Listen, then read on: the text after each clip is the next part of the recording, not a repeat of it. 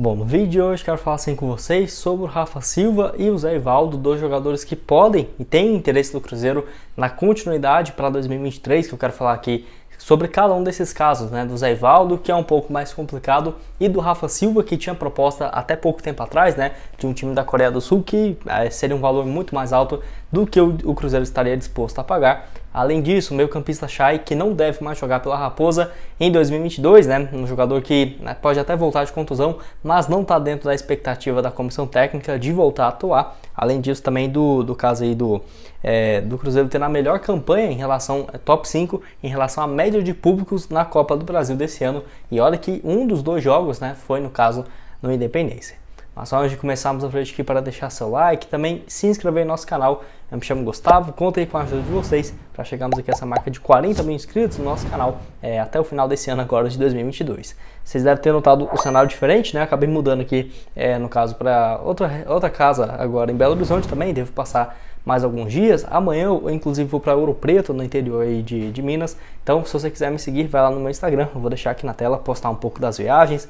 Gustavo.rz. Então esse aí vai ser o estúdio, pelo menos até o final de semana. Então esse estúdio aqui provisório para vocês, tá? A iluminação não vai estar tão boa, mas dá para trazer o conteúdo aqui para vocês, uma qualidade aí razoável, beleza? Só antes de darmos sequência aqui no conteúdo, tem um recado da BetWinner, casa de apostas esportivas, super simples de você fazer o seu cadastro, que eu deixei aqui um vídeo mostrando para vocês, né? Você pode se cadastrar utilizando seu e-mail, seu número de telefone e a confirmação ali do seu CPF, né, e tudo mais. Bem tranquilo, super simples, para você apostar por exemplo, em algumas partidas que eu deixei em destaque. Hoje, dia 20, ainda tem São Paulo e a equipe do Coritiba aí uma vitória do São Paulo dentro de casa, pagando 1,41, um empate 4,50 e uma vitória do Coxa fora, pagando 7,6. Hoje aí, no caso, no Brasileirão, e várias outras partidas no final de semana, né? No caso da Série A, tem América e Flamengo, Santos e Corinthians, tem também Palmeiras e Avaí, esses jogos no sábado. Então o link tá aqui embaixo na descrição da BetWinner para você começar a fazer suas apostas. Bom, quero começar aí falando sobre a lista de top 5, no caso do Cruzeiro, em relação a melhores médias de públicos nessa atual Copa do Brasil de 2022. O Cruzeiro aí ficou na quarta colocação com 36.508 torcedores de média, e lembrando, né, realmente o Cruzeiro fez pouquíssimas partidas como mandante nessa edição da Copa do Brasil. Foi naquele jogo contra a equipe do Remo e depois contra o Fluminense, que faz essa média ser abaixo, né, do que uma média que seria ali, por exemplo, os dois jogos no Mineirão, de uns 48, 50 mil tranquilamente. Para você ter uma ideia, o Cruzeiro aí só de público pagante, então teve essa média de 36.508. Se fosse considerar os não pagantes, né, seria aí no total 40.501 torcedores. No total, na partida contra o Remo, no jogo da volta, o Cruzeiro jogou com 22.158 presentes, e no Mineirão contra o Fluminense, 58.844. Então, realmente uma diferença absurda. Eu vejo que se os dois jogos, eu não sei se contra o Remo daria, sei lá, 58 mil, mas pelo menos 49, 50, era assim de se esperar. Então dava para o Cruzeiro ter tido uma média muito mais interessante se tivesse feito as duas partidas no Mineirão. Para você ter uma ideia, o líder aí foi o Flamengo com 50.889, a média aí do Flamengo, que ficou na primeira colocação. Eu vejo que se o Cruzeiro tivesse feito assim as duas partidas dentro de casa, dava para ter um número até superior a esse do Flamengo. Quero que você deixe aqui embaixo o que você achou, né, da campanha do Cruzeiro nesse ano. Que uma pena, né, também no jogo da volta contra o Fluminense, um jogo ali que, nossa, o Cruzeiro jogou bem, mas acabou levando uns gols ali por bobeira e o placar ficou feio, né, 3-0 dentro de casa.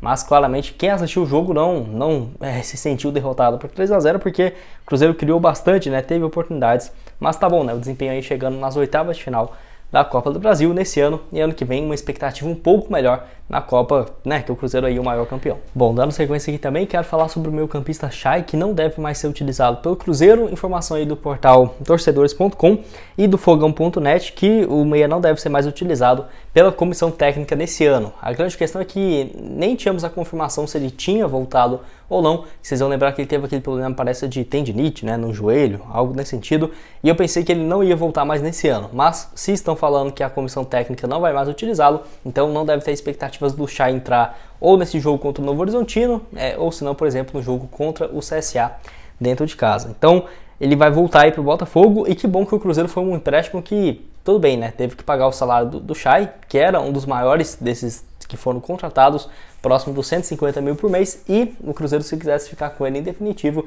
teria que pagar algo próximo de 2,5 milhões de reais para ficar com ele. Se tivesse jogado muito, quem sabe o Cruzeiro pensaria em pagar esse valor de 500 mil dólares, né, para o John Textor, mas realmente pelo desempenho dele aqui, tá longe disso. Para você ter uma ideia, 6 partidas apenas, com uma assistência naquele jogo contra o Chapecoense, e tem muito tempo que ele não joga. Ele jogou 13 minutos contra o Operário, teve também o último jogo dele como titular, contra o Grêmio fora de casa, eu estava aí nessa partida. Tem também aí o empate na vitória fora de casa contra o Londrina, ele jogou 63 minutos, chegou com muito espaço, com muita moral, mas acabou perdendo realmente muita a moral com o técnico, e a torcida também começou a criticar bastante o Chay, então deve deixar o Cruzeiro com apenas 6 partidas e uma assistência. Quero que você deixe aqui embaixo o que você achou dessa passagem bem ruim, né, realmente, do Chay aqui pelo Cruzeiro, e se ele merecia mais espaço, por que não deu certo, deixa aqui embaixo também a sua opinião. Para terminar aqui o vídeo, quero falar com vocês tanto do Zé Ivaldo quanto do Rafa Silva, onde surgiu a informação aí, no caso, na manhã dessa quarta-feira. Eu peguei pelo portal Bola VIP, na quinta, né, melhor dizendo, e também o Samuel Venâncio comentou um pouco sobre isso depois da chegada do zagueiro Neres aqui ao Cruzeiro, que não quer dizer que, por exemplo, o Zé Ivaldo vá deixar o clube, tá? Então eu quero comentar um pouco sobre cada uma dessas situações, onde primeiramente quero começar falando sobre o atacante Rafa Silva. Vocês vão lembrar, né? Há 2 semanas eu trouxe aqui para vocês que o Rafa Silva não deveria continuar no Cruzeiro, porque surgiu uma oferta realmente aí da Coreia do Sul, e que acaba que iria ficar complicado para o Cruzeiro competir, e a expectativa é de que acabasse agora o ano, ele voltasse para a equipe, para o futebol do Oriente, né? Já jogou muito tempo ali, no caso no Japão, na China, e agora iria para esse time da Coreia do Sul, que é, se não me engano, o principal time de lá, que tem o patrocínio da Hyundai e tudo mais. Mas acabou que ele teve esse problema de lesão, e a expectativa aí, de pelo menos o que eu li, era de 3 a 4 meses dessa recuperação. Então podemos dizer que só seria ali no início da temporada do ano que vem, vai lá pro início de janeiro, lá pro dia 15, 20 de janeiro, algo nesse sentido. Então meio que complicaria, né, pensar um clube ter interesse em assinar com o jogador. Lembrando que quando está acabando o contrato e o jogador se lesiona, o clube é obrigado a estender o contrato pelo tempo ainda que ele tiver que se recuperar. Então, por exemplo, já vai ter que renovar por 3 meses. Melhor renovar por mais uma temporada inteira, e ele faz essa sua recuperação aqui na Toca da Raposa. Isso, sem dúvidas, é um ponto que pode sim ajudar o Cruzeiro nessa, apesar de ter sido uma situação ruim, né, porque o jogador se lesionando novamente.